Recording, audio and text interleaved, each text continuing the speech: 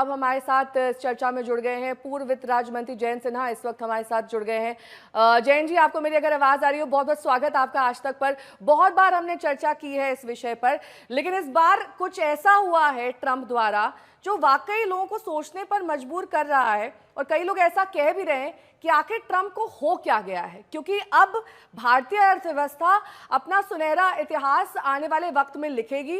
$5 trillion economy हम यूं ही नहीं कहते हैं, आरबीआई के जो प्रोजेक्शंस हैं वो भी यही बता रहे हैं, चाहे जीडीपी के लिहाज से हो, चाहे इन्फ्लेशन के लिहाज से हो। लेकिन आपसे मैं ये पूछना चाहूंगी कि ग्लोबल कंजम्पशन को बूस्ट देने के लिए हम क्या मेजर्स उठा सकते हैं ताकि हम डायरेक्टली ना सही इनडायरेक्टली इस मेजर का जवाब दे सकें।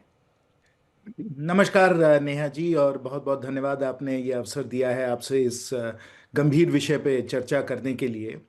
और मैं सर्वप्रथम ये कहना चाहता हूँ कि आदरणीय प्रधानमंत्री जी, आदरणीय वाणिज्य और उद्योग मंत्री जी, दोनों जो कर रहे हैं वो भारत के हित में कर रहे हैं और बिल्कुल सही कर रहे हैं।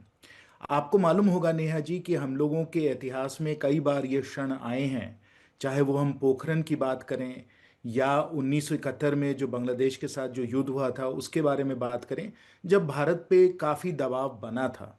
लेकिन उस समय भी आदरणीय प्रधानमंत्रियों ने, और इस बार भी हमारे आदरणीय प्रधानमंत्री श्री नरेंद्र मोदी जी ने बहुत साहसिक और कुशल नेतृत्व दिखाया है, और भारत के सब जो हित हैं उनकी सुरक्षा की जा रही है।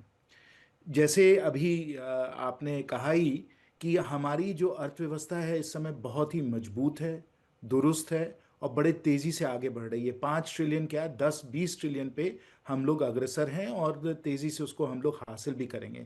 इसलिए जो ये सब जो आज के समय चर्चाएं चल रही हैं, जो विवाद चल रहा है, मुझे लगता है कि जैसे पोखरन के समय या बांग्लादेश के युद्ध के समय हम लोगों ने इनको बहुत सरलता से पार कर दिया, इसी प्रकार ये सब जो बातें हैं इनको भी हम लोग पार कर देंगे।